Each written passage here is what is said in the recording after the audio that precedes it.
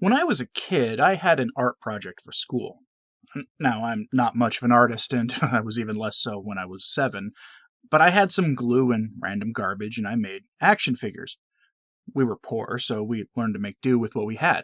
I also had an overactive imagination, and so I had a lot of fun with that project. I made a spaceman, an angelic superhero, a baby Yoda before it was cool. I made quite a few neat things.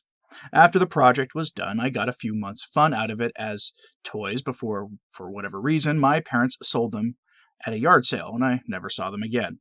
I had pretty much forgotten about them until they turned up at the Vatican this past week in its nativity scene.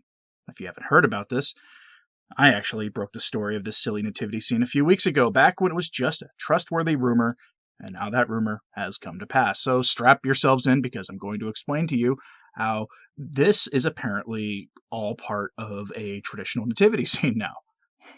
Our story takes us to the Vatican. Before we get to this nativity story, let's borrow a time machine and hop back to 2017, where we see the nativity scene of the Vatican, and it had raised a few eyebrows then. I'd show you a few images, but they're copyrighted and frankly a little, shall we say, odd. They look like they're right out of Pastor Jimmy Martin's bridge building get-togethers, if you catch my drift. In fact, the images from that nativity scene raise so many eyebrows that our hosts might object to me showing them to you. Simply Google 2017 nativity scene and you'll see what I'm saying. I have a link to one article on this in today's show notes over at returntotradition.org if you want to see it for yourself. At that time, people rightfully asked some questions about the nativity scene and who made it. And as a consequence, in 2018 and 2019, the Vatican gave us more traditional-looking nativity scenes, and we barely heard about them. And honestly, that's how news from the Vatican really should be. Bland, nothing we need to hear about, and in general, nothing that gets your blood pressure going. But that's not where we are today. Back to the present day. Instead of something out of Cardinal Cocoa Puff's New Year's party, this year we got a nativity scene that looks like something picked up at a rummage sale. To Twitter we go for this, from Edward Penton, noted Catholic journalist, who has been published in several reputable outlets. He's a trusted source in the present parlance. Quote, "This year's hashtag Vatican nativity scene, revealed tonight, comes from a town in the Abruzzi region of Italy, famous for its ceramics. Its creators say it's meant to have a contemporary and unconventional look, influenced by ancient Greek, Sumerian, and Egyptian art." End quote. Raymond Arroyo of EWTN retweeted this and asked for people's thought before replying to his own tweet with, quote, "I hope Ridley Scott and Tim Burton are getting design credits for this." End quote. And that's pretty much perfect. If this had been put up in someone's yard for Halloween with spooky music playing behind it, it would be perfect. Why? Because it's unsettling, and sacred art is supposed to do literally the opposite of that. It's not supposed to unsettle the viewer. It's supposed to help turn our eyes to God, to help us contemplate the transcendent. And which one of those does this do? You decide. But this has to be one of my favorites. If you're hearing this but you can't see it, it's simple. It looks like a take on Moloch. Imagine a humanoid figure wearing an oversized helmet with a pair of diamonds meeting at the tip of their sides for a visor and horns on the helmet.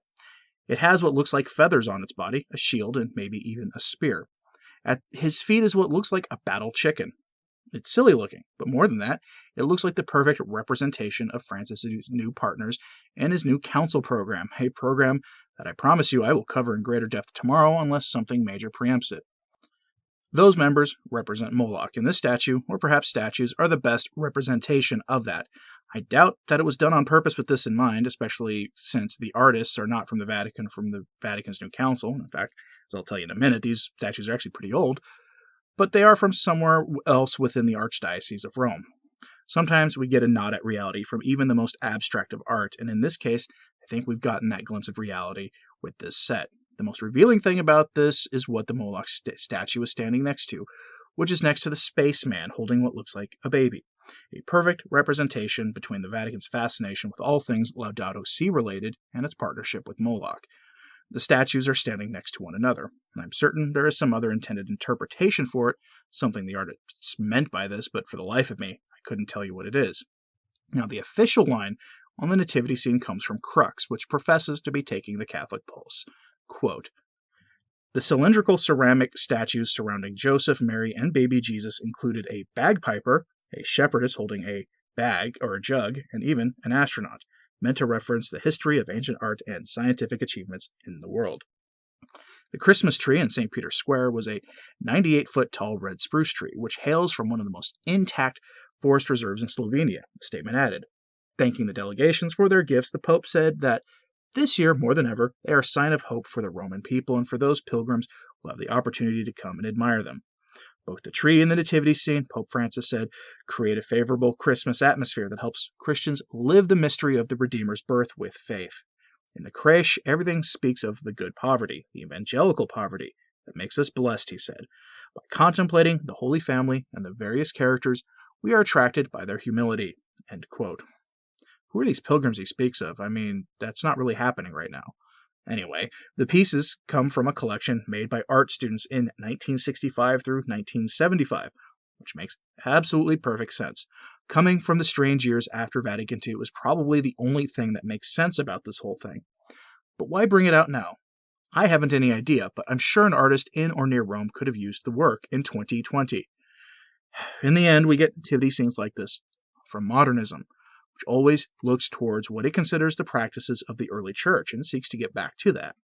That, on the surface, may sound fine, but in the landmark encyclical Pascendi by Pope St. Pius X, that notion is categorically rejected.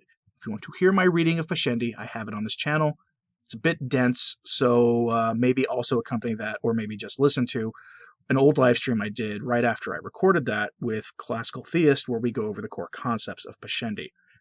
Just search for Pius X and you'll find it. It sounds a bit contradictory to say that modernism seeks to go back to the early days of the church, and you'd actually be right, because, as is almost always the case when they say something was done in the early church, that actually rarely turns out to be the case. Like Mass said facing the people. We always hear that was actually how it was done when there's no evidence for it. This nativity scene is a great example of modernism in Rome today, and if you want to start a conversation with someone who's having a hard time accepting the state of things and the need to embrace tradition, this nativity scene may in fact be your best way to break the ice. The reason for that is simple. People come to the Catholicism in two ways, either through pure reason, such as by reading St. Augustine, St. Thomas Aquinas, or what have you, and the other is through beauty. Most people come to the faith through beauty, but some come from the doctrines of the church. For me, it was a combination of the two, but that is, as I say, a story for another time. This nativity scene isn't a thing of beauty, to put it mildly, and the traditional nativity scene is a thing of simple beauty, that at its core teaches us a lot about the faith. That's not surprising, given that it was invented by St. Francis of Assisi, whose mission in life from God was to rebuild his church, which was in a period of lukewarmness in his day.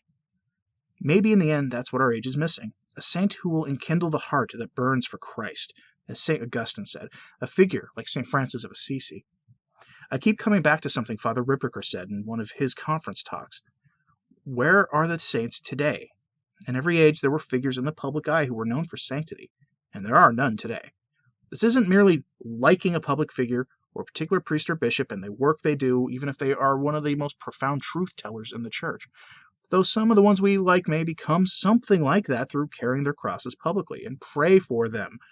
But there hasn't been a figure that has fascinated the world due to their sanctity in quite some time, and that is telling. Maybe we'll get such a figure soon. Until then, every Advent we'll get to flip a coin in order to find out if we'll get a normal nativity scene or something out of a comic book. Let me know what you think of this. I reported on this a few weeks ago, and honestly, no one really thought it would be real, but it turned out to be the case. Hopefully, we'll get some spectacular public processions and singing of hymns this year because we need it now more than ever. That's my 2 cents. What are your thoughts? Let me know in the comments, and as always, please pray for the church. Thanks for listening. I'm Anthony Stine. Ave Maria.